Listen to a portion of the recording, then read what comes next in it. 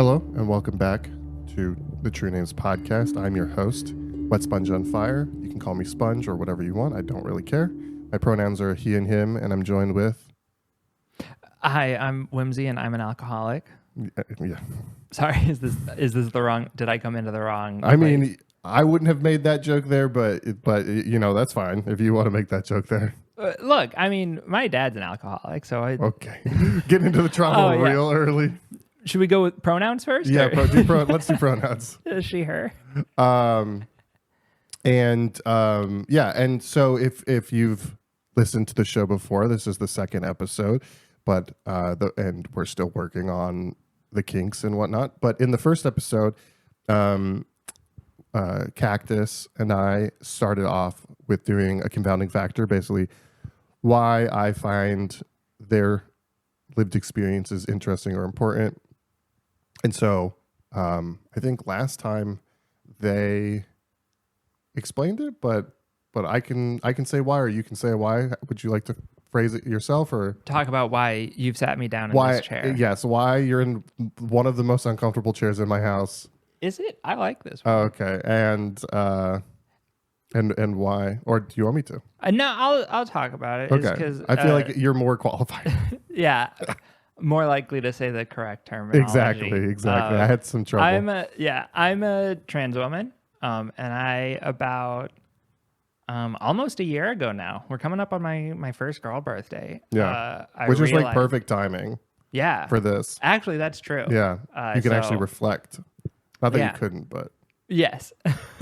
But I realized I was trans, and it's something that I mean, it's not something you realize in one day. It's something like long course that's built up to it. But I think we're kind of here to talk about that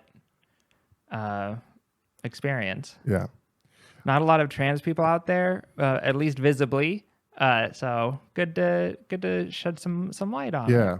I mean, I think I'm happy that it seems like there's more and more like creators and stuff. I know because of our friendship, I've started to consume more just because it started off as like, hey, I don't want to be coming to you for all these questions. I don't want to, you're already going through shit. But then also like there's some creators that I find very like really good and like they just so happen to be trans. Right. So, and we're also fortunate enough to live in an area where it's a little bit more. It's not likely that I'm going to be hate crime. Right. Yes. Not impossible. Not impossible anywhere. At all. But definitely one of the safer locales in the U.S. Let's just say I can legally enter the women's restroom. That actually does narrow it down. I think Cactus and I mentioned where we do live, so that might mean that they know what state you live in, but. It's not a secret. It's not a secret. Also, actually... It is a riddle, though. It is. Answer me this riddle 3. I should maybe point out that you and Cactus are actually roommates. That's true. Currently. And best friends. Okay, I wasn't sure about the qualification. So, yes. Okay. So they are very good friends, and in fact, I'm friends with Whimsy because of Cactus. Yeah. Although I think I would consider you a friend now neutrally from Cactus. Yes. So yeah, kind of a weird dynamic because Cactus and Whimsy live together and Cactus is my ex-partner, but we get through it. Yeah. It's not an issue. I mean, I wouldn't even say we get through it. I think we've become.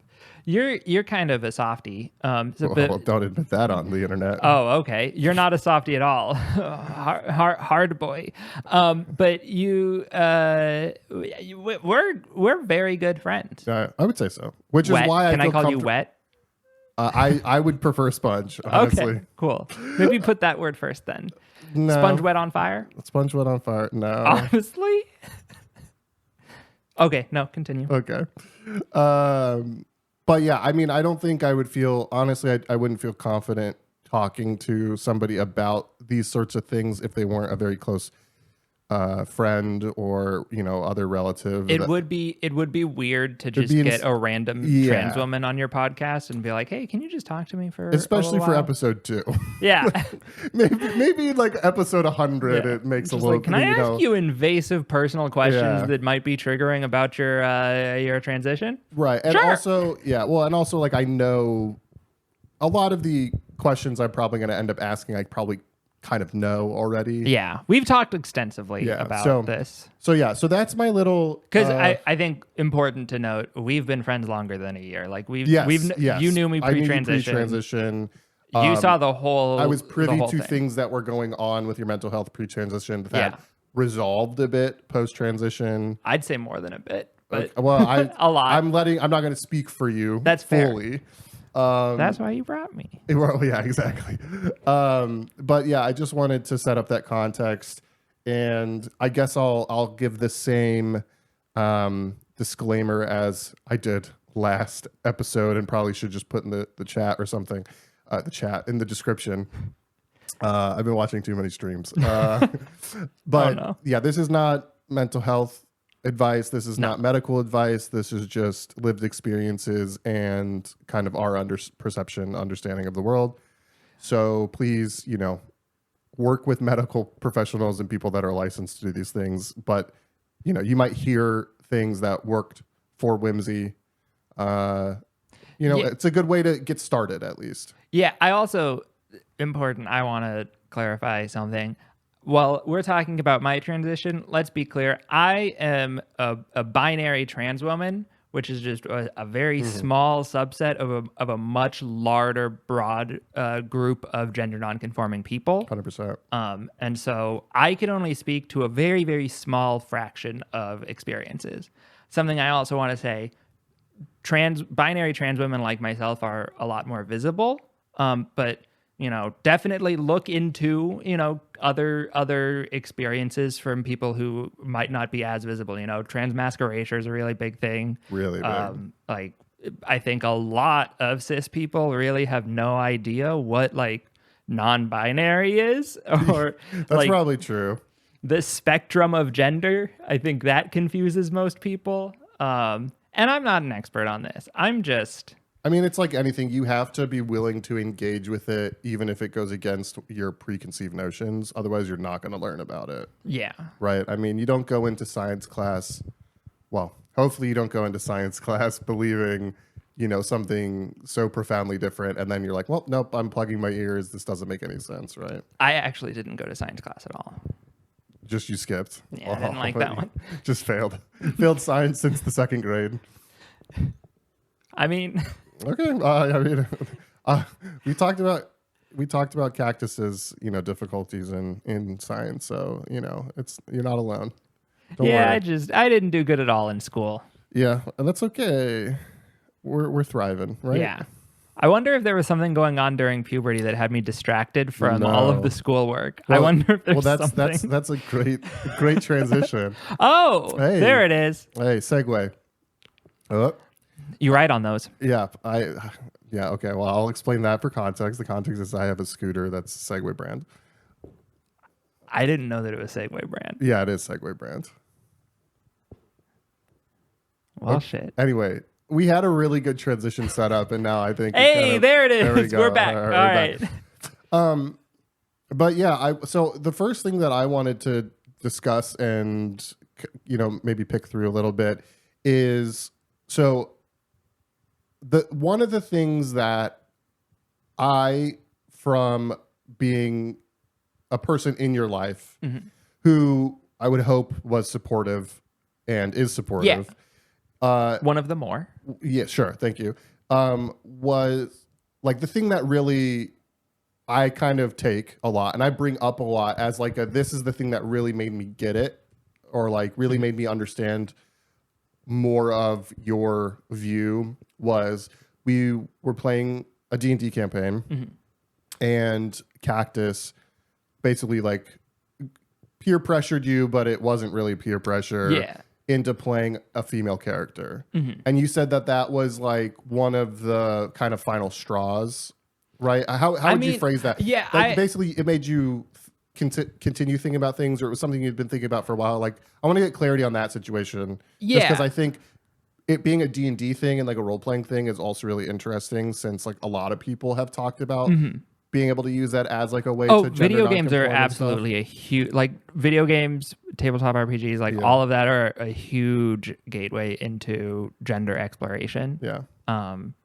Genuinely, if you are someone, I'm calling out right now, if you're someone who's playing a tabletop role-playing game, you've played it for multiple campaigns, and you've only played a single gender, just explore, right? Explore different character ideas. You can also play a gender that, you know, maybe contrary to what you normally play, and still have aspects of what you normally play in that gender. Yeah, and look, I'm not saying that everybody is going to play a female character in Dungeons and Dragons and turn into a trans girl. That'd be crazy. I'm saying it might happen to you. Or at least make you think about things. I mean, one thing or just like being able, how you can be a better ally, or, you know, walk in the world a little bit better. Because like we have this kind of relatively new system that we've been doing where you roll for we kind of for fun rolled for gender, because like, you know, I'll self-admit that I play mostly men, even though I try to explore like things within that. But like, I kind of had fun with that, where I think I rolled being a woman, right? Yeah.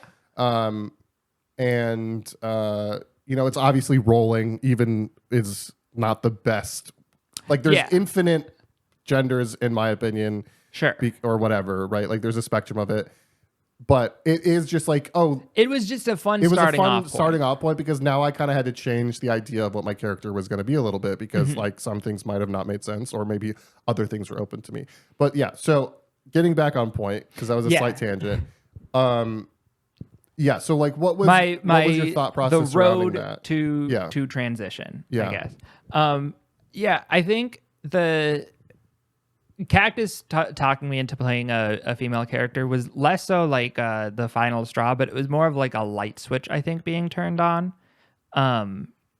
Something that for me was very core to like my whole childhood, through like most of my life. You know, I'm 28, turning 29 soon.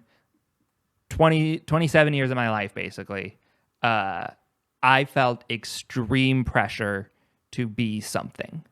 And for me, I felt that pressure was to be what my opinion was a good man, I think, is what I was striving to be. It was a good man. And that's something that, because as a child, that's something that was told to me very often, right? Yeah. Well, like, grow up to be a good man. And so growing up, that's what I tried to do.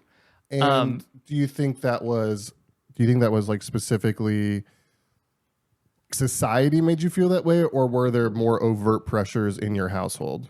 I'd say my household was not too pressuring in that regard, honestly. I think out of the experiences that trans people could have in a family life, mine was about as good as you could ask for. Okay. There's obviously stuff that they did wrong. There's stuff every parent does wrong. It's not stuff that was any extreme.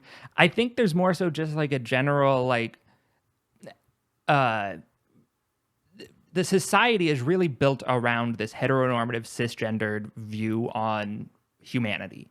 This kind of view, which obviously stems from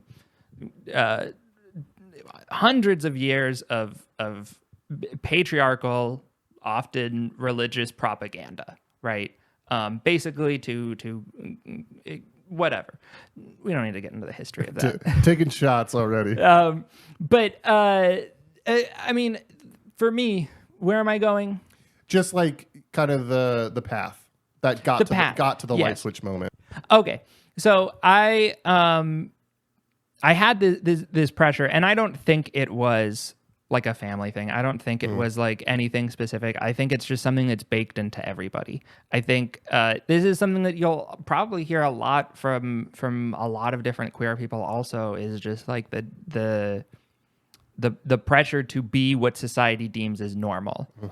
And I think that's something that regardless of if you are trans or you are queer, I think you have experienced that in your life at some point. Is this pressure to stand up to what is normal? In quotes. Yeah. Because it is made up, right? What normal is just completely made up. And it's not even, oftentimes, sometimes it's something that you make up in your head from all of this, consuming all of the media, seeing everything going on in society, right? You get this picture of what normal is supposed to be. And I think you kind of, I guess at least I kind of felt that pressure. And so for me, growing up, there was never any questioning my gender or anything. To me, that wasn't something that I thought was an option, right? That's something that I didn't think was something available to me. And even as I started like realizing that, something's not right, starting to understand my dysphoria a lot better, even still, there was that thought of like, well, that's not an option, right? Even if I am trans, this is a thought I'd have often. Even if I am trans, it's not like I could ever transition. Right. Right. That's not something I would ever actually do. Right. And I feel like yeah. And I mean, like what you're saying with like the normal being a kind of a made up idea is like that, just the thought of, well, even if blank, I could never do blank. Yeah. Right. I've for sure had that thought about a lot of things, especially like with, school, like I did really well in school, but it was also like, there was a lot of times where like I didn't want to do these things, but for my own neuroses, I did certain things and like kind of didn't have as good a time at school as I could have if I, had like done more extracurriculars or like whatever like that. But not to obviously compare or downplay it, but it's like just the counterculture of it.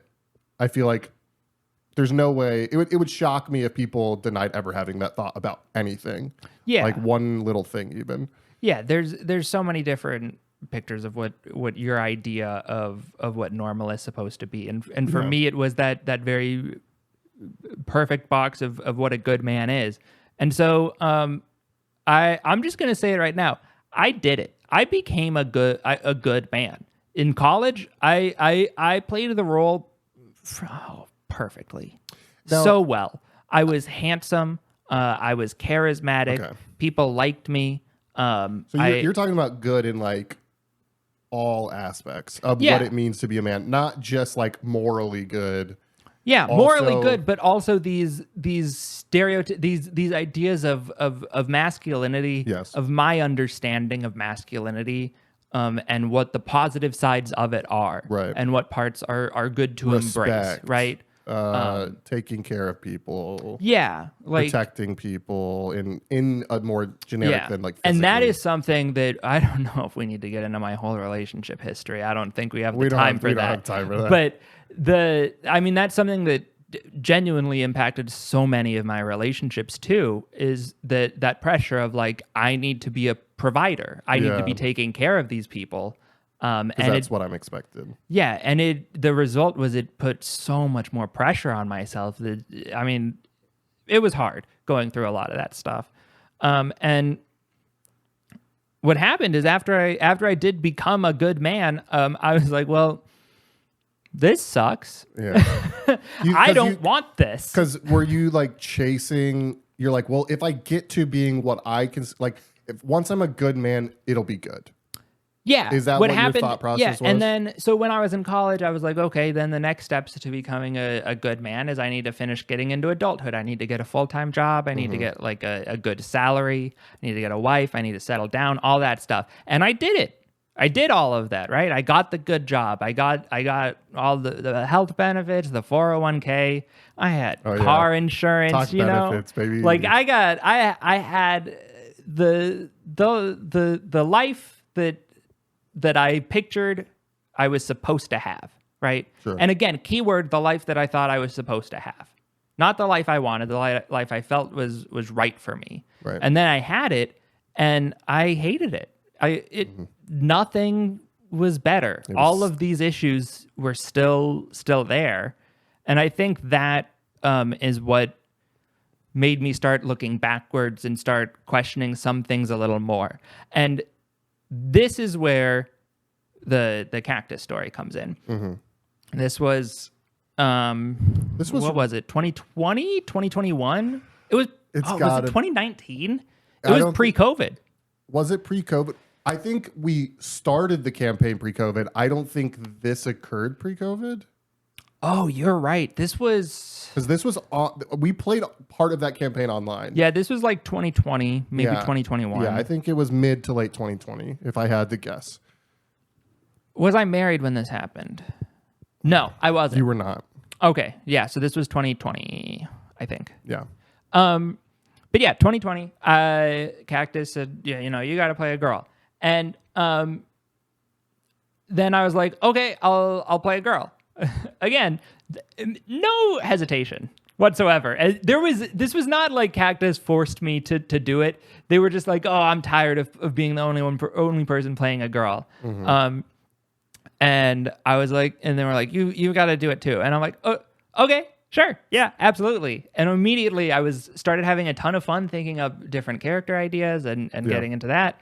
And then something growing up my whole life, again, that pressure to be the good man, right? Mm-hmm. When I'd play video games, any game that you'd have a gender option, you'd always pick male, right?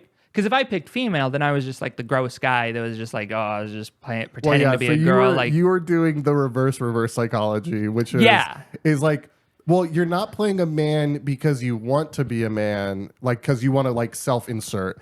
Mm-hmm. You don't want to play a woman because you don't want to look like the guy who's just like, yeah, well, I'm looking at the character most of the time, so why wouldn't I want you'd hear. So you go back to being like, well, I guess I just got to play a man. Yeah, like you'd hear guys say gross shit. Because again, remember this was like 2010. You'd hear guys say gross shit like, I've personally always played a male character when I had the option, and it's basically because I'm like, I'm self-inserting. Like, why wouldn't I want it to be male? But unless like, when Odyssey came out, Assassin's Creed Odyssey, right? Like the female character, I think, is the canonical character. So I'll play the canonical character. Sure. Right. Anyway, that's a unrelated tangent. I just had to say that. I don't know why. I felt compelled. You felt compelled, and so you had. I need to defend my allyship. But so there is that pressure to always pick the male character, because otherwise I was just this guy that was just ogling the girl character. And that would have been a bad man. Yeah, and also let me be super clear: if you're a guy, you pick whatever fucking gender you want. I don't care. This is nobody was saying this stuff to me. This was all in my head. This was all made up. Well, and it was because of years and years of just like undiagnosed, untreated gender dysphoria, Right. But you probably didn't even have the language to identify that at the time. Yeah. Right? Oh, yeah. Did you know a trans person growing up? Probably not. No, I assume. No. I mean, this is something that I think is very common for trans people. And again, I don't want to speak for everyone, but I think a lot of trans people could probably relate to that kind of like internalized transphobia because it's so ingrained in society that like this being taught to hate people, right? To like genuinely hate trans people. And it's something where then the gender dysphoria, like all of that getting inside of you mixed with hearing this from society, like it gets you to hate yourself, Right. And that's where the thought of, well, even if I am trans, I couldn't ever transition comes from. Yeah. Like ultimately it's a you don't want, you're scared of, well, I'm speaking broad strokes here. It's like you're almost scared of not knowing what's to come rather than just being like, well, there's good things where I'm at that I can just make it work. Yeah. And I'm too worried that there's going to be more bad than good. Yeah. Which is ultimately just kind of the threat of being different. Yeah. And that's also, I think, again, that's something that is very ingrained in toxic masculinity is the idea of just like, grit your teeth and go through it, Yeah, for sure. You gotta just push through it. You don't need to tell anybody. Yeah. You don't tell your bros. Yeah. You couldn't even tell your wife if you had a, if you're a person that has a wife at that time, in a supposedly cishet couple, or a presenting couple cishet, that it's like, what, you go and talk about these things that would drastically change your marriage, right?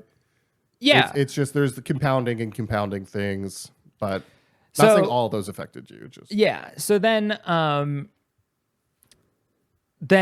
I started coming up with the character ideas. Again, jumping back to the story. We're jumping all over the place. We're using it as like as a anchor motif point. Yeah, exactly. It's the theme. As we're going through. So I started thinking up character ideas, and then what that was is in my brain, I think it just kind of unlocked something where it was like suddenly I had permission.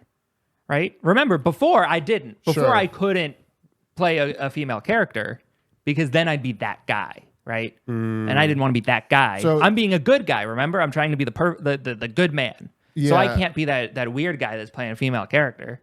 But then Cactus said, no, be that person. And Cactus is someone who from the beginning I've always respected. I thought, like, I really and they weren't out as non-binary at that time either. So right. it was coming from a cis presenting woman. Yeah. And it was this approval and even just like such a clear, like, this is something you're allowed to do and you should do. And right. I was like, oh, okay, I can do it. And then I never went back. And from then on, I did not play a single male character again. Even in games, when I would play single player games, from that day forward, I picked the female option because I was allowed. I had my permission slip, right? If anyone said anything, that's very interesting because nothing was stopping you besides yourself, A. But then B, it's like, I remember the conversation when the character you were playing got TLDR got freaking blasted. Got blasted to the astral sea, and basically was removed from the campaign, and people were sad. Like that was a fun character, and like the story was fun, but I remember the conversation post that when we were like, oh yeah, you're going to need to make a new character. That Cactus was like kind of almost giving that humorous peer pressure of like, you have to do it. So even if like it went poorly for you when you played that woman character, you still had the safety net of like, oh, well, I just did it because Cactus wanted me to. Yeah. Like it was like a very safe area of like, because granted, Cactus is probably one of, if not the most caring and supportive people I know when it comes to like emotional stuff and like helping people through things. I should be clear, I don't think the thought of I shouldn't do this I don't think it was more so that I was concerned about being perceived that way. Like I was not ever really concerned that people would look at it that way. Okay, I should say in childhood I was. Sure. In childhood I was a lot more, point, obviously. That the D&D campaign was happening. Yeah, but by this point I wasn't. And also like by this point I have different phases in my life. I've gone by so many different names over the years. And each one of them kind of like marks this different point in my life. And I kind of view them as these different people that I was. And I don't think you met the person that I was in childhood. Because by the time you met me, I had already started my gender exploration. Because after I graduated college, I think the first step was me starting to realize that this societal pressure of what you're supposed to be normal is stupid. It's when I grew up, I started like getting like you matured, your brain started maturing, and I'm just like, why do I care? Yeah, I'm like, shit, I don't give a fuck what people I'm so sad. I need to be happy. And so I started. God, that hits me a little bit too hard right now. And so I started, saying like, fuck whatever the societal rules are. Like, what do I need? Right? Yeah. Like, what is the soul inside of me need to move forward?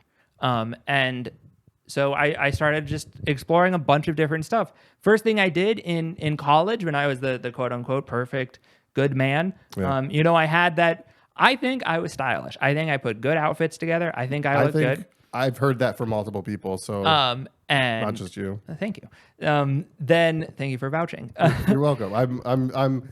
I'm the audience insert, right? Yeah. So and I didn't like wearing those clothes. It didn't feel like me. And so as I was getting older, I started like exploring my wardrobe more. I was like, I want to see different things. Started wearing like a lot more bright floral patterns, very much like not stuff you would typically see, I think, most straight men wearing. But again, nothing like crazy. Not that anything would be, but very like safe, just like dipping my toes into it. Started adding like the occasional piece of like pretty gender neutral women's clothing, right? Stuff that I'm just like, yeah, I'm comfortable wearing whatever. And that was kind of the period of my life that I met you and Cactus during. And so I think that once they gave me that permission, I suddenly was like, oh yeah, I didn't even like, I didn't need this permission. Yeah, I can do whatever I want. Yeah. Who's going to question me, right? And then I started playing Final Fantasy 14. Okay. I'm sorry. This is genuinely a key and important part of my transition. I believe it. So let me tell you all about Final Fantasy 14. All right, I'm just going to put my mic down. So Final Fantasy 14, I don't like that video game. I'm saying this right now. I don't like it. I'm not saying it's bad. If anyone's a fan, it's fun. Whatever. Is that the one where you have the car? No, you're talking about 15. I'm talking about the MMO. Oh, you're talking about the MMO. Right, sure. Yes. Yeah, I'm talking about the MMO. Yes. You're talking about the boy band. I'm talking about the boy band. Yeah. You're talking about the MMO. Okay. Funnily enough, I didn't play that one because there were no female characters in the party. Really? Yeah, genuinely. I played a little bit of it. I think that's the only Final Fantasy game I played, and it's because it was free on Game Pass for a little bit. At the time, this actually, it's funny we're bringing this up, completely unrelated, but it is reminding me of a thought that I had. Because when Final Fantasy 15 came out, it was before I started exploring gender. Like it was before I had all these thoughts. After? No, never did. But when it came out, I did. When it came out, I had the thought. I'm like, oh, there's no female main characters. Why would I play a game where I can't play as a female? Right? Sure. That was again before I even started transitioning. Before I questioned any of this stuff, these are the thoughts that like I would have that I would just write off as normal. I get what you're saying. Is like. Yeah. There was all these little things peppered about that like were a mystery. Yeah. Like a breadcrumb. Which is, looking back on that, the reason I had that thought was because I was looking at this game and I'm like, oh, there's nobody that looks like me. There isn't someone who represents me. But at the time I was presenting as a cis man. So it's like there were actually 4 characters that looked a lot like me. But they didn't... It didn't what your internalized self was. Yeah, it didn't speak to like the real me, right? The me inside of the body. So yeah, Final Fantasy 14. I have a friend who very much likes Final Fantasy 14. Big part of like us hanging out was just playing Final Fantasy 14. And when he first started trying to convince me to play, I was like, no, I don't really care. No, I don't really care.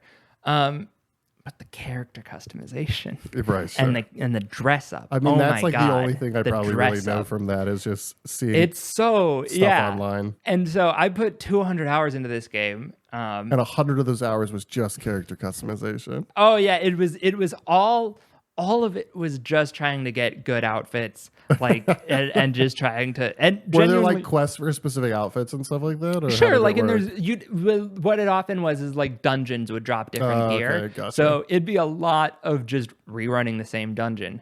Like me and this friend did the same dungeon, I think like 10, 20 times or something, because I was like, I'm sorry, I need to get the entire set of this outfit before we can move on. Right. I'm like, I'm just not moving forward. It's a cute mage outfit. You don't understand. It's a cute mage outfit. I need it. I have to. I can't move forward. I can't progress. Again, all of this was presenting as a straight man, and nothing wrong if you are a cis man that enjoys playing dress up games. Dress up games are fun. There's a reason people like them. If you've never played a game where you just do a lot of dress up, do it. It's fun. So, or don't. We don't got to tell you what to do. This is the whole point. Yeah. I'm just saying what I enjoy, okay? Sure. Final Fantasy 14. So eventually, once I got a good outfit, I considered I'd beaten the game. I hadn't beaten the game. Sure. There was so much stuff left, right? But in my head, I was like, no, I got a really cute outfit. I got the cutest outfit. Yeah. I'm good. I'm done. Took me 200 hours into the game. Haven't looked back. Absolutely crazy. I know that. I mean, I guess it's not crazy because MMOs. Like, I definitely have probably 400 to 600 hours on Guild Wars 2, and a good chunk of that is just running like specific things to get specific items, right? But for me, genuinely, what I realized it came down to is the reason that I was playing that game so much was because I liked this fantasy of being a woman and dressing up. What it was is that I didn't have the experience growing up of going like clothes shopping, going like obviously I did, but it was very male centric, like get in, very get different. Out. I this didn't polo would look nice on you. Yeah, I didn't go to the mall after school with my friends, right? To look at clothes. Like I didn't. This is not something like these are very core experiences a lot of women have that I just didn't get and that I wanted. Is that in your experience and like I don't know your knowledge, because I'm sure you engage with a lot more content than I do revolving around this, is that a common enough theme that it gets to talk about that like trans women specifically kind of had this like almost nostalgia for those sorts of things, like those like core childhood memories because they didn't get to have them?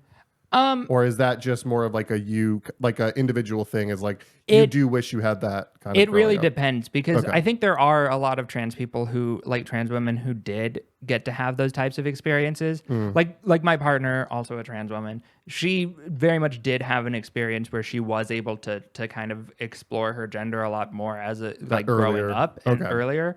Not to discount any of the experiences she went through, different from mine, but yeah. It's all okay. So it's not common enough that it's like this kind of held as like one of these things. Yeah, I don't know if it's necessarily like a super core thing or if it's just like this was something for my experience. But I think every trans person I think has a really unique experience. Every gender nonconforming person I think has a really unique experience and how that impacts them. Sure. Just based off of, because like you said, there's infinite genders, right? Like nobody has the exact same experience growing up.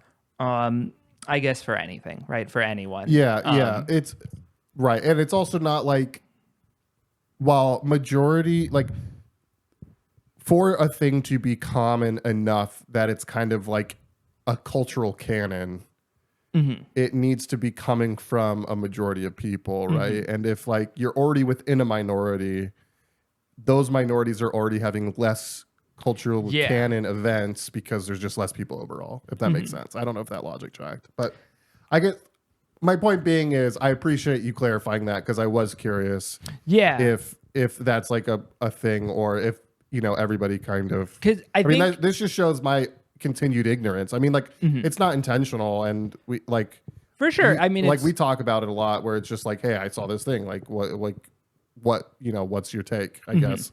Yeah. Which I encourage if you aren't, not somebody gender nonconforming, or you're, not somebody who is, on kind of in between the binary or transitioning or anything like that. If you're cishet, I think actually like my mom even who you've met and we've discussed before of just like is older, but like even in the past couple years she's started to get better, but it's more of like she's proud now that she asks questions rather than just like assuming.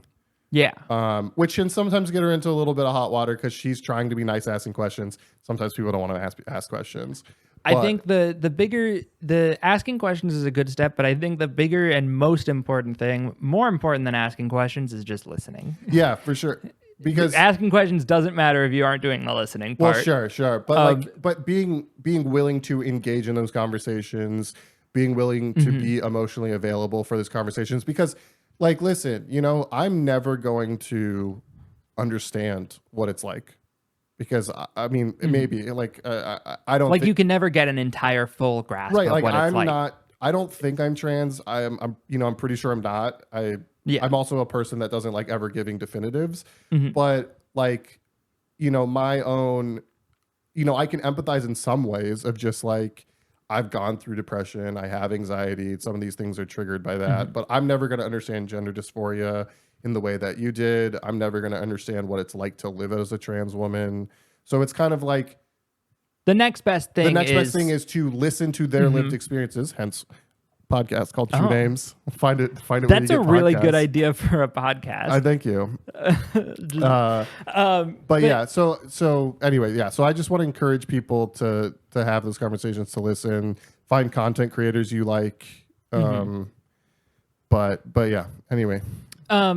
So yeah, I think another important factor in like, what that type of experience is for each individual trans person is kind of like the day your egg cracked, and how old you were. Could you explain that in case for some reason people don't know of course. So I don't know why. I genuinely don't know why, but we in trans communities, we often call people who have not yet realized that they are trans eggs, because the egg hasn't hatched yet. Because I think that makes sense. It does make sense, and I think just from like there is something inside of it. It's just not.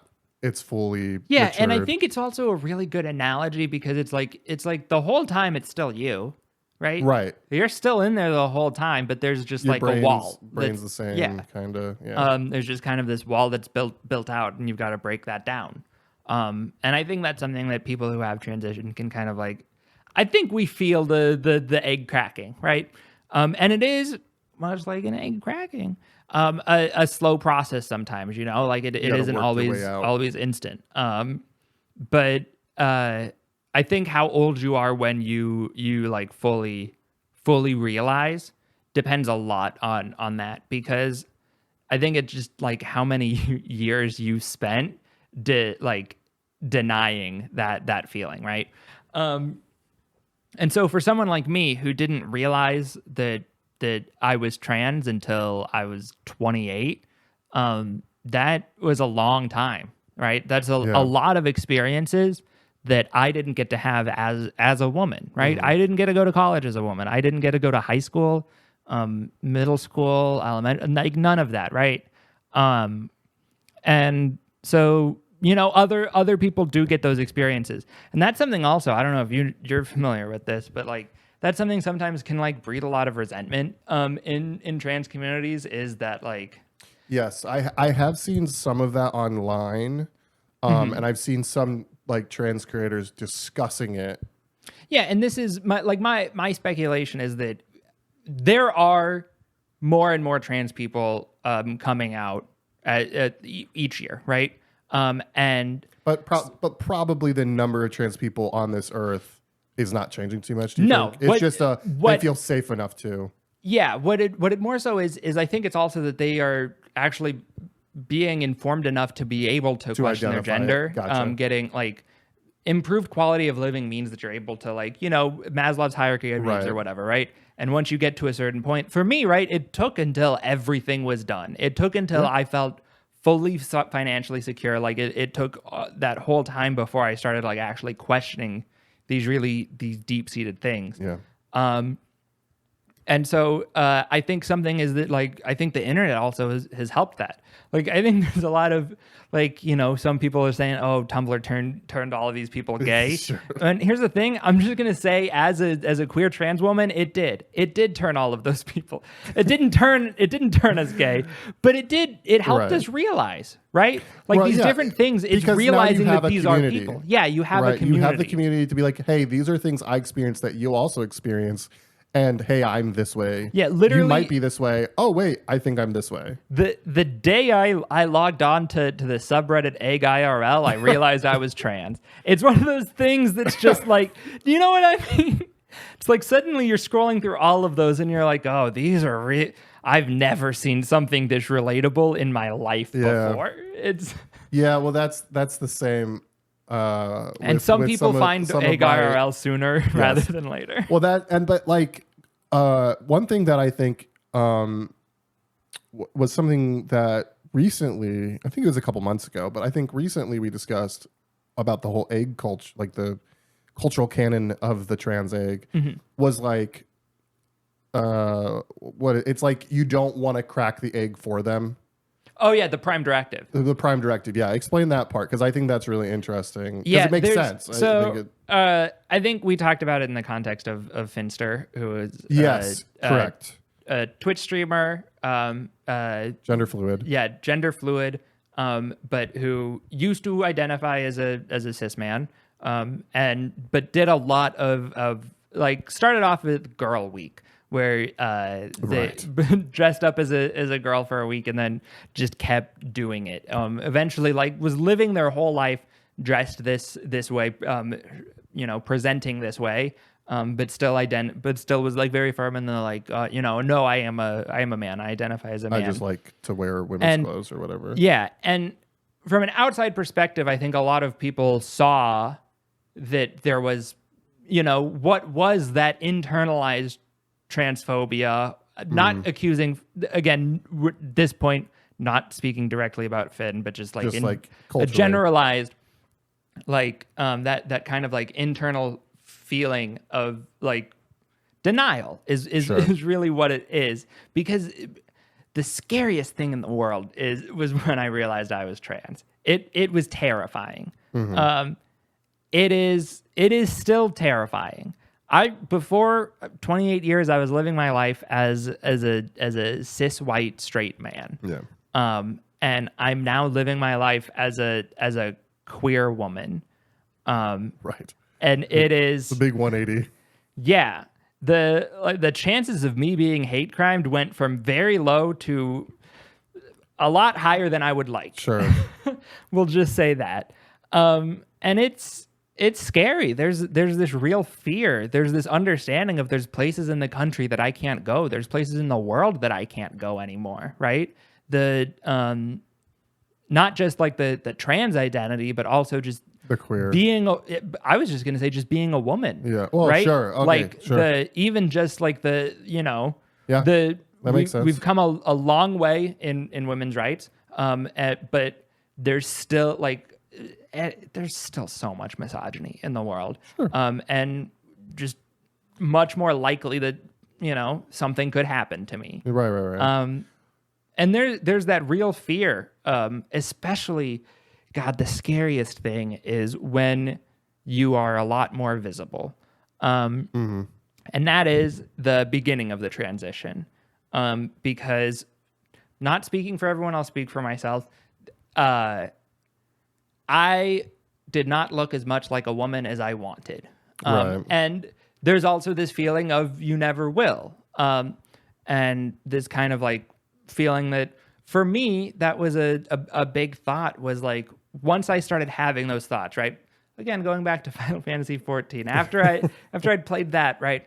And I was having these thoughts, this constant thought of like this understanding that the reason I was playing this game, like I genuinely knew this and vocalized this, even as I was telling people that I was a cis man. Right. I was very clearly playing the game for the purpose of pretending to be a woman and playing dress up. And I questioned that. I was like, why is that? To me, that seemed, strange. But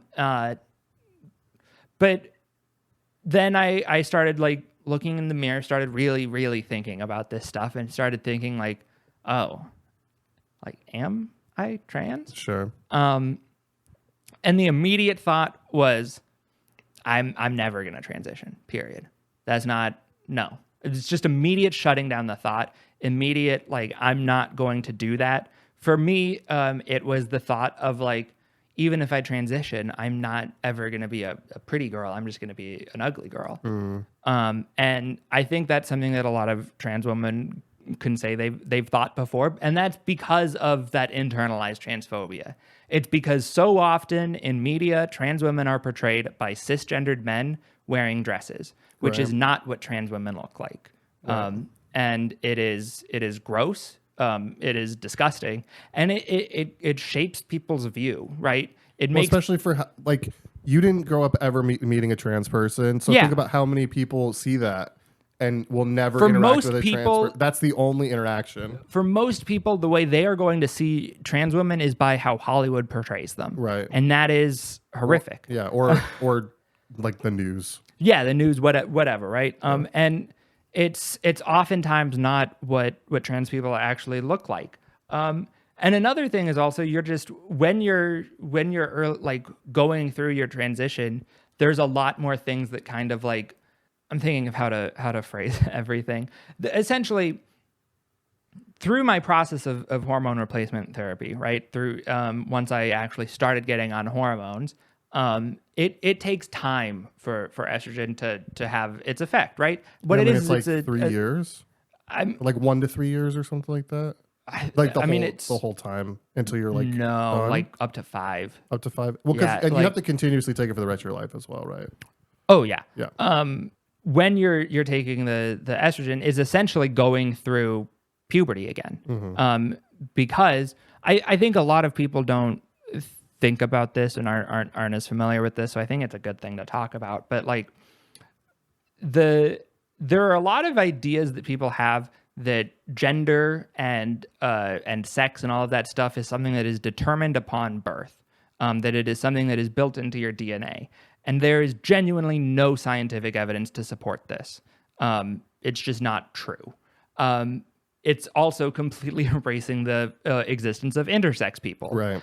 Even people who say that, like, even if you do completely ignore the entirety of the trans experience, there are still intersex people that you have to account for. Sure. There are just not two genders.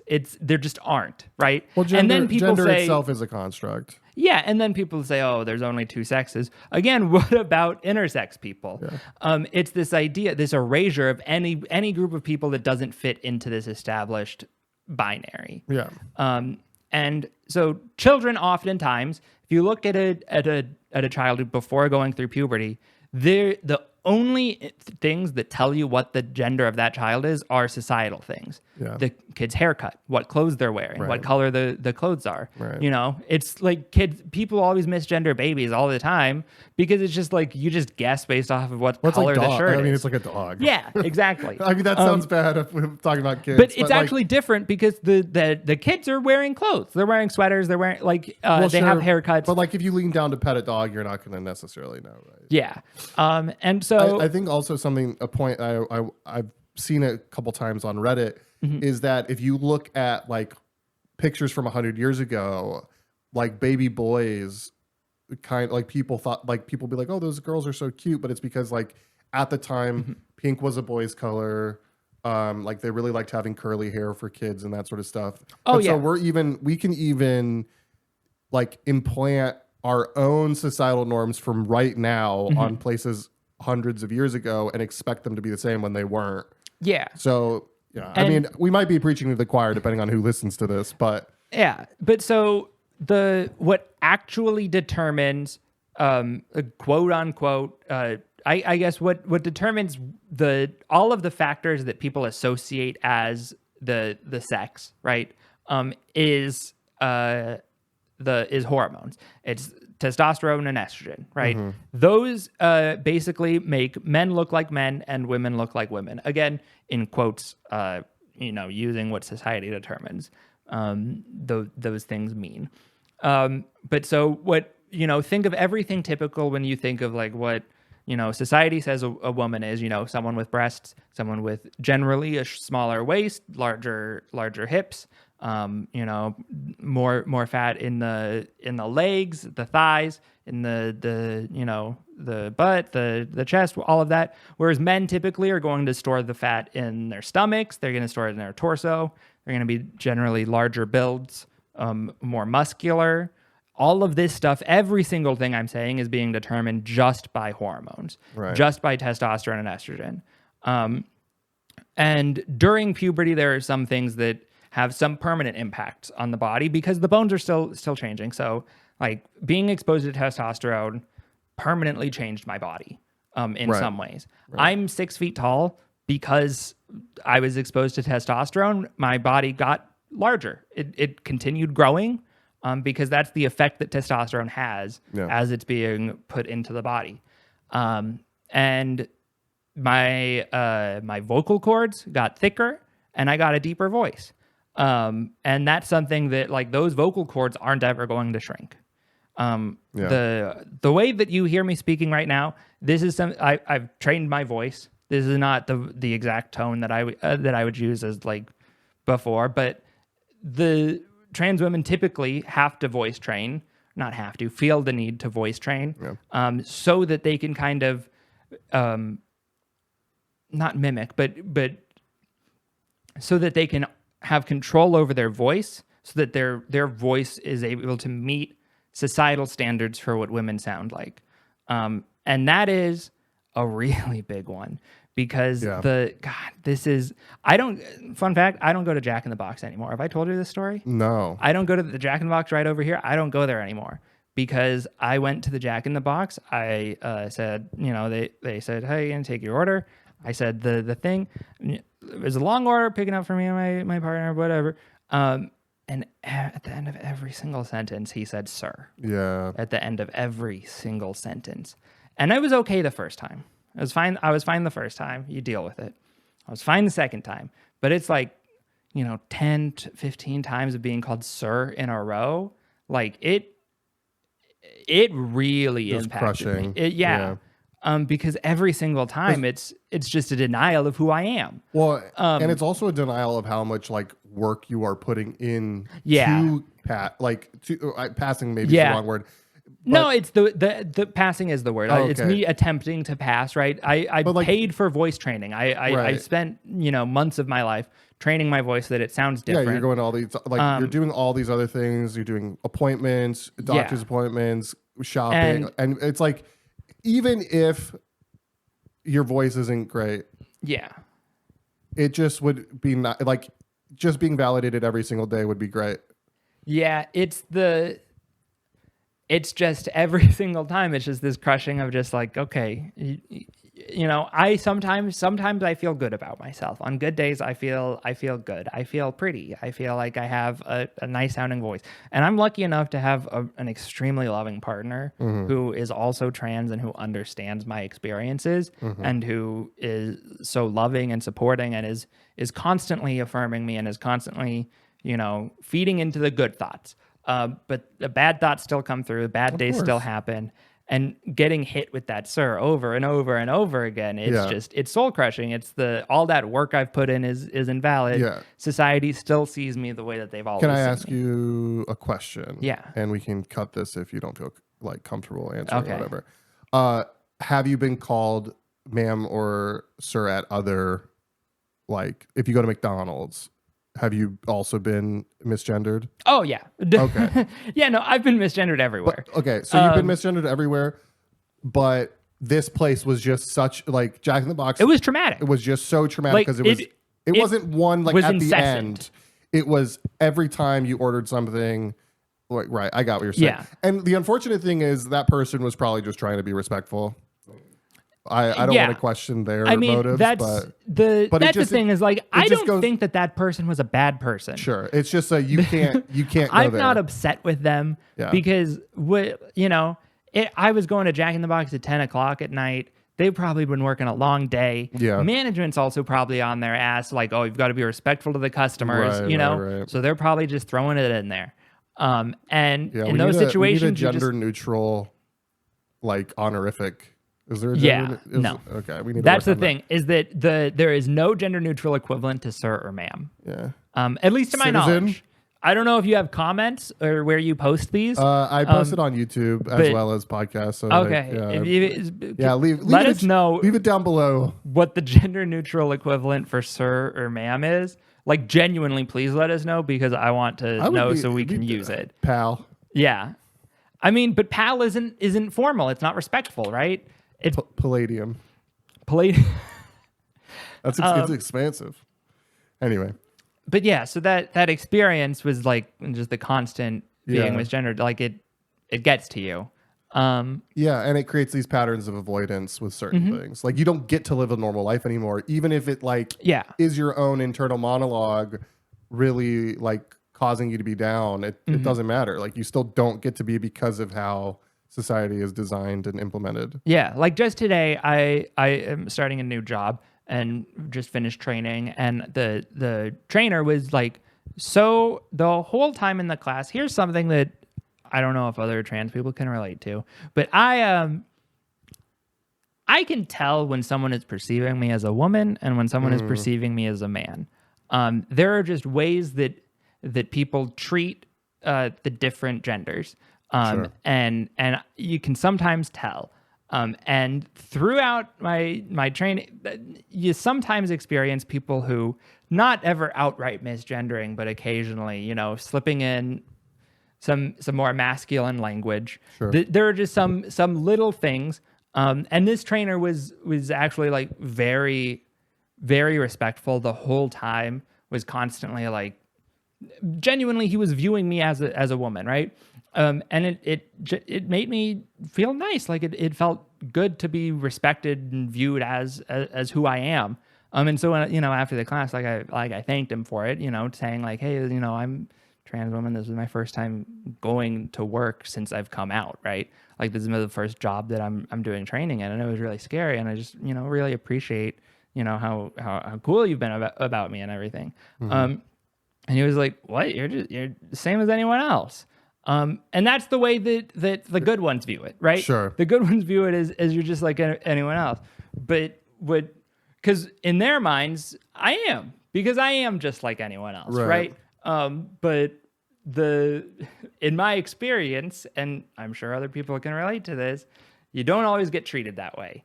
And I mean, the statistics let us know. Yeah.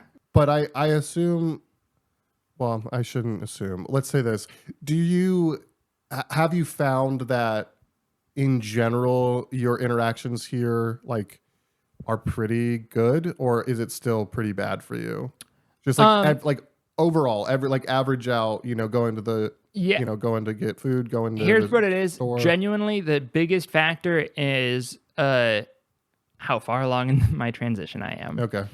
Because there reaches a point where the estrogen starts taking into effect, right? And I've started noticing, right? Breast growth, fat redistribution. Even my face has changed. I don't know if you've noticed, but I've looked at pictures of myself from months ago, and it's like I look like a different person. Your skin looks really good too. Thank you. You're welcome.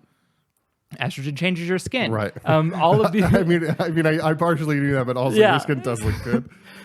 There's all of these different things.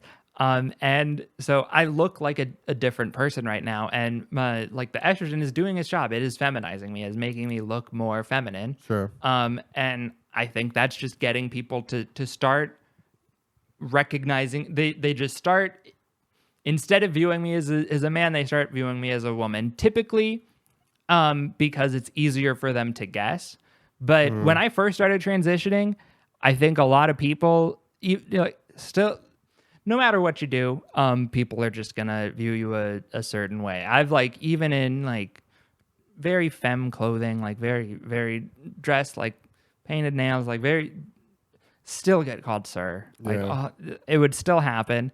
And a big part of that was I had a bit of stubble, because one of the permanent changes testosterone has on your body is it activates the facial hair glands or whatever, and those don't get turned off. So even once the testosterone's out of my system, even once on T blockers and estrogen, the facial hair still grows, and the only way to remove it is laser hair removal or electrolysis. Right. And both of which cost money. A lot of money. Yeah. I'm fortunate enough where I was able to borrow money from my dad, and was able to get 8 rounds, I think it was, one set, like whole thing cycle. of laser hair removal for my face. It was, I'm saying this genuinely, I have a high pain tolerance. I've gotten multiple tattoos. They don't hurt. I've been fine. Like I've just been chilling. Not a big deal. I've broken a rib and didn't know it, right? Like, laser hair removal on my face was genuinely torture. It was the most painful thing I felt in my entire life. You're not really allowed to move, right? Oh, I could move a little bit. They'd take breaks. Okay, it was, yeah, but it was hell. It was torture. And I had to pay like $1,000 for it. Yeah. Like it was a lot. In this economy? Yeah. I don't remember what the exact total was, but it was a lot. Too much. Yeah. And even still, like I'm super lucky to have that opportunity. Not everyone has that chance. Something that should be covered under healthcare for, gender affirming care, because, it's one of those things that for me isn't an aesthetic, like fashion, what's the word, choice, right? Like aesthetic, I think is right. Yeah. For me, it is purely a mental health thing. Yeah. The reason I got facial hair, and seeing that facial hair hurts you. It literally harms you. Yeah, I mean, even still, I've got a little bit of facial hair growth in some places, especially like a little upper lip and a little on the chin. Mm-hmm. Like there's some I still have to shave every day. And there's this, sometimes I look in the mirror after, a day at work and I see a bit of hair and it's just soul crushing. I'm like, oh, I'm just walking around looking like this. Oh, I just look. Yeah. And sometimes no one else notices it, a lot, but for me, it's just the moment I notice it, it just activates all of that trauma, all of the dysphoria. Well, yeah, and even just like the mechanical process of having to do that is already a lot. Like of already needing to do that every day, and then that's stacked on top of your mental health taking a hit every time something happens. I mean, like my uncle can grow a beard in like a day. Like his facial hair is crazy, and he hates it. I mean, he likes having the beard, but he complains because like by the time he's shaved in the morning, like he has to go shave again, and like just that time requirement's annoying. So then on top of like hating yourself or whatever. I don't know how it kind of presents for you, but like in my case, I'd be like hating myself. I know exactly how that feels. I was like, oh, you're so worthless or whatever. And it's just like, God, I wish this just didn't happen. Yeah, it is. It's just, it's rough. Yeah. Well, it's for me, it's actually kind of an interesting topic. I think I probably should talk about this because we're saying all of this. I used to have a mustache. When you met me, I had a gosh darn mustache. Pretty thick too. Yeah, like a big proper mustache. Like Tom Selleck-esque. Yeah, for all of my adulthood, when I was presenting masculine, I had some degree of facial hair. Sometimes it was just stubble. Sometimes it was like very short shave. Sometimes it got a little longer. In COVID, it got pretty. Stopped taking care of myself as much. Right. But and then for me, it was for my whole life have hated my body. Have genuinely hated my body. And I shouldn't say my whole life. My whole life and all of my life that I remember. Sure. We don't need to get into my memory issues right now, but long story short, there's a significant amount of my childhood that I just don't remember. And a lot of early memories, a lot of like stuff I don't fully recall. But for most of the time, I've had this hatred of my body. This like I hated going swimming. I hated going to the beach. Right. Yeah, same. For me, it was that I had to take my shirt off. And being shirtless, it felt wrong. Right. It felt gross. I really didn't like it. As a kid, I didn't understand why. Right. In last year, looking back on some of my memories, it makes a lot more sense now. And then that was another thing that kind of happened was I kind of gained a lot of weight when I was like just going through high school as I reach an adulthood. I think my high was up to like 237, 240 something. And I was like, just complete hatred, like how I looked, my body, all of that. And so I was like, you know what? I'm going to lose weight. I'm going to get my shit together. I'm going to get down to a healthy weight, so that I can actually like who I am. And that was, in part of that process of the become a good man, right? Was like, got to become, society's standard of attractive. But also this feeling of just like looking at myself and being like, this is disgusting. I hate it. I need to fix this. But even once I lost all of that weight, I got down to a healthy weight. I wasn't super thin, but I was like, lost a lot of weight, taking better care of myself. I get no point. I just hated the way that I looked, like deeply. And that was like a really upsetting thing for me was, imagine putting in all of this work for a long time to lose weight, going to the gym, changing all of your eating habits, all of this stuff. And you finally lose all of the weight. And then you look in the mirror and you're like, I'm still disgusting, right? I still look gross. There was one time my sister, she didn't mean anything by it. But when I was like in high school or something, I've got very long limbs, very long arms, long legs. And at the time, I was overweight. And she said I looked like a potato with toothpicks stuck in it. Oof. That has not left my mind since. Well, yeah, I mean, you're bringing it up now, so. Yeah. I was like 16. I don't know. That never left my mind. I'm sure she doesn't remember saying it, right? Sure, you're a kid. You say stupid shit. But that just goes to show, like, anything you say could be held, even if they don't hold it against you. In a court of law, for sure, right? Yeah, well, honestly, yes. But yeah, so then I lost all that weight, and I'm like, well, I still just absolutely hate myself, hate the way that I look. Hey, at least you proved that wasn't the answer. Yeah, but it didn't help me get any closer to figuring out what the answer was. So in logic, you always, it's a lot easier to disprove something by example than prove something by example, because you can't prove by example, because one example, okay, you can't take one example and say this proves a rule. Do you not have it backwards? No, because if I go, hey, here's exhibit A, this proves this entire idea, you go, well, what about there? Are you sure for every possible choice this is true? You don't know. Okay. But then if you go, hey, I have this example that shows this is exhibit B and it says it can't be true if your thing is true, then you're wrong. Are you following? Not at all. You've completely lost me. We'll continue going. It's fine. My point being is that, like, it sucks that it didn't help you, but at least we're no longer thinking like, well, what if I just lost weight?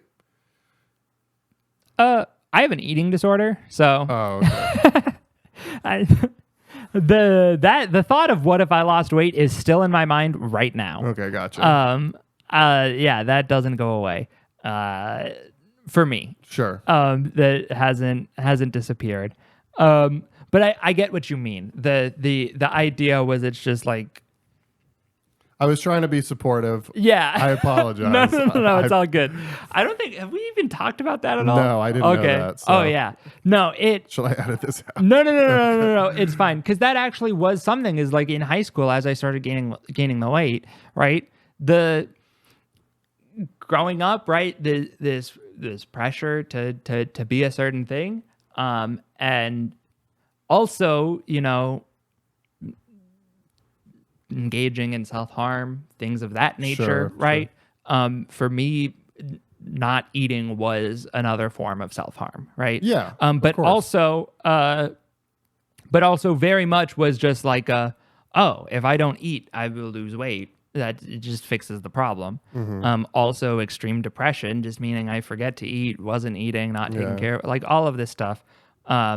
So yeah, the first time, the second when I lost the weight for good was not the first time I lost weight. The first time was through extreme not eating for like days, weeks. Gotcha. It wasn't healthily lost. Yeah, it was really not healthy, which is why when it didn't stay off once you started going back to normal. Yeah.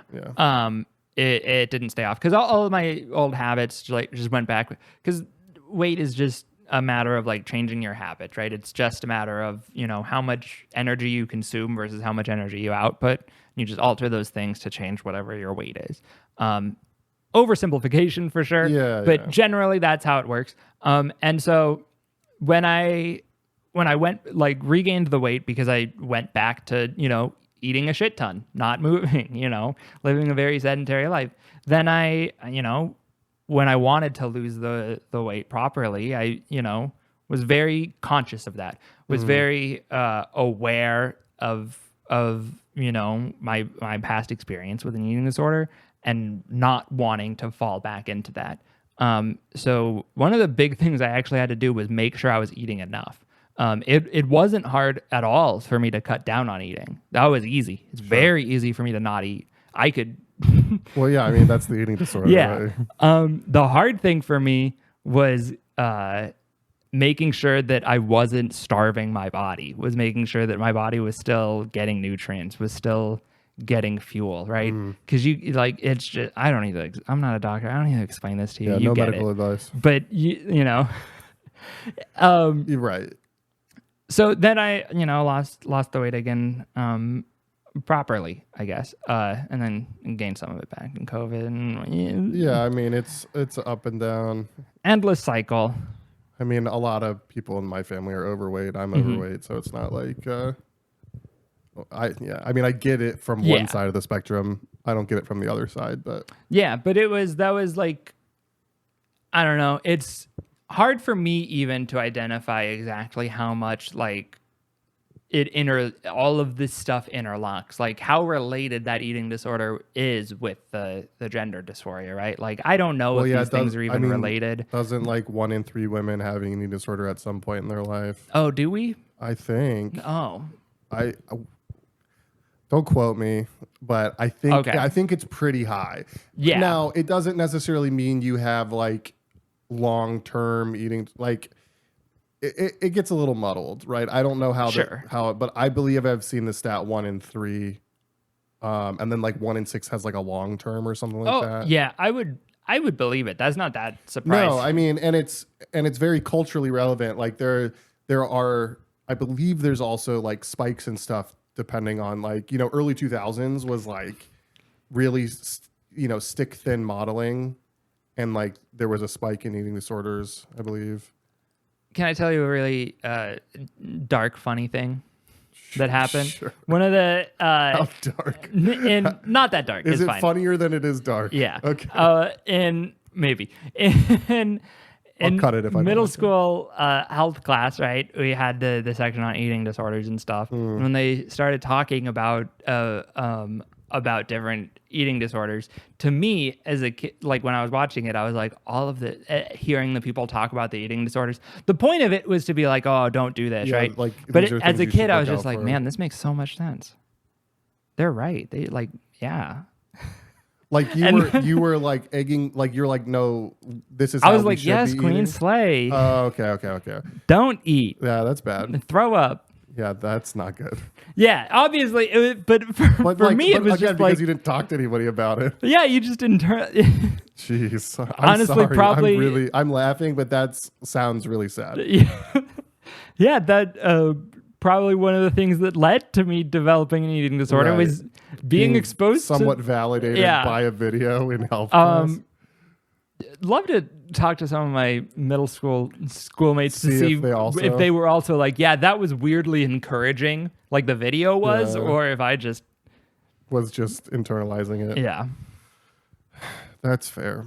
Well, we're a little bit over time, but I'm, if is there anything you'd want to finish up on? I guess let me do a little bit of a summary to make sure that I remember everything, kind of the high level. So, my leg's asleep. Are you okay? I'm good. Okay. So I think, yeah, I mean, I really appreciate you talking about like the light switch moment with the D&D and everything, but and also how it relates back to like growing up and kind of these thoughts there. I think another thing that I'm very interested in being like, I find interest in a lot of things that I know I'll never experience, if that makes sense. Yeah. Because I'm like, I want to know. Yeah. But like, I just can't ever. I have desire to understand. Right. I have to accept that at some point. And I think that's partially why like this podcast as an idea like resonated with me. But I appreciate you like discussing, you know, the just like the fear of being like, oh yeah, I want to transition. Yeah. And like kind of how that plays into it, because I just, you know, it really bugs me when, you know, you see people that have probably never talked to a trans person, or like even, you know, anybody kind of in the, you know, non-cis, non-het people that like, you know, being like, it's a choice. Like that, like, yes, you chose to transition, but you chose to transition. You didn't choose to be a woman, right? Yeah. Does that make sense? Yeah. I mean, that's phrasing it probably a little bit weird, but like my point being is that it really pisses me off when because it's like, you're literally saying that's one of the most, if not the most feared thing you've ever done for yourself. And then, yeah, no, I don't. Here's the thing. Okay. I love that I am a trans woman. Yeah. I love who I am now. And I love my community. I love the people that I've met through this. I love the experiences that I've had because of this. But it is not an easy life that I've been given. Right. And like, that's the thing that, like I said, like I'll never understand. And the more I learn, the more I'm just like, you know, how do we make it better? Right. Yeah. Because it's just like, because it's the same thing as like anything that makes a person's life harder. I just don't believe it should be affecting their life, right? Like insulin should be free, right? Yeah. They were born that way. Like they can't fucking change it. Yeah. You know, children should get food at lunch, right? You know, queer people should be able to live whatever they want. Like, yeah. I do want to go back to though. Sorry, I know we're already over time, but I do want to go back to you saying like the it's a choice thing that people say, because that's actually a really apt thing to talk about when it comes to a trans identity. I'm sure a lot of people who aren't trans haven't heard this, but like a big thing that you go through is the feeling that it is a choice. Right. It very much in the moment it feels like a choice. Right. Because you have a memory of a definitive waka, right? Or no. Okay. Here's the thing. It's not. I don't like to say like it's really so much a moment I realized I was trans. It's more so a moment of me accepting it. Okay. And yeah, I think that is sense. I think you might have said that too, and I just I don't think I used those exact words on this podcast. And real quick, obviously I'm not using perfect language with everything. I'm speaking very casually. So I apologize if anything I say was offensive in any way to anyone. It wasn't the intent. But I'm just using the best language that I have. Well, right? Sure. And it's and hopefully it's, you know, I mean, it is your experience, right? So yeah. So sorry, what was I saying? About it was the moment you accepted you were trans. Yeah. Instead of it being like when you chose to transition. Yeah, because there is very much this thing of like I didn't choose to be trans, but when I was going through that realization that I was trans, there was very much this feeling that you can stop it. That's the big thing. That's the big thing. And it's more so like of this denial that's a big part of it is the like, no. Actually, did you know life is harder for trans people? Why would I choose to be one of those? Well, yeah, that's the same. That's always my argument to any of that, where it's like, they're like, you know, people choosing to be gay or whatever. And it's like, why would they choose it? Yeah. Like, I resisted it. I think a lot of people most of the time they don't choose it, or like, you know, sorry, that came out completely wrong. Most of the time, like, it is that struggle. like they're in a space where they don't feel comfortable, and it like takes something changing, like going to college or moving away from family, or like, you know, and a little like light bulb moment. For me, what it was the biggest thing that helped was seeing trans women, talking to trans women. That makes sense. Because it's just this understanding that everything I thought trans people was just complete bullshit. It was complete like just media nonsense. And I mean, that's great that you were able to recognize it, though. Yeah, and that's something that for me was so helpful, was finding my community, you know. And I again, circling back to why are there more trans people now than ever, it's because we're able to find our communities, right? We're able to find these spaces, we're able to hear and see people like us. So I guess on that note, thank you for bringing me onto the podcast. Thank you for giving... What a crazy and wild transition. Whoa, there we are. Hey. If anyone's wondering, yes, every time the word transition is mentioned in my life, I laugh about it. Sue me. You might have got that at the beginning of the episode. Sue me. When I said, sue me. Don't, though. You don't know my name. Try. Well, don't say that on the internet. I thank you again for coming on. I know this was a little bit like last minute, so I appreciate it. And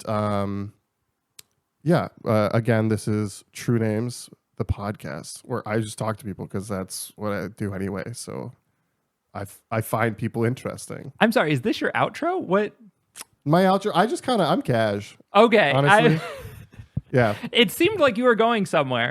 You want me to try it again? Let me take a... Okay. You've been listening to the True Names podcast. I'm your host, WetSpongeOnFire. No. Yeah, see, I just think it works better. Cut. Rewind. Yeah, can we take that again? Okay, what? Completely different from the previous two? Hold on. Do you want me to try giving you one? Okay, yeah, you give me one. All right, quiet on set. Quiet on set.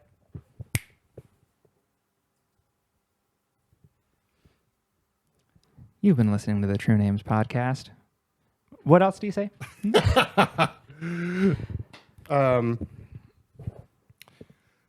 True Names podcast. I'm the host. That was my attempt. I'm good. Okay, great. I'm good. Anyway, so this has been the True Name podcast. My name is WetSpongeOnFire. You can call me Sponge or whatever. I don't It'd really be care. crazy if they didn't know the name of the podcast at this point. I know. But like that's what podcasts do, so I'm just copying them. You can check me out on my YouTube channel, youtube.com/WetSpongeOnFire. There's also a website, WetSpongeOnFire.com. And I just want to please help me thank Whimsy for coming on the podcast and talking about her experiences and whatnot. And if you want her back on the podcast, then let me know in the comments of wherever you're listening or watching this on. So I'm never coming back. I'm dropping off the face of the earth after this. Goodbye.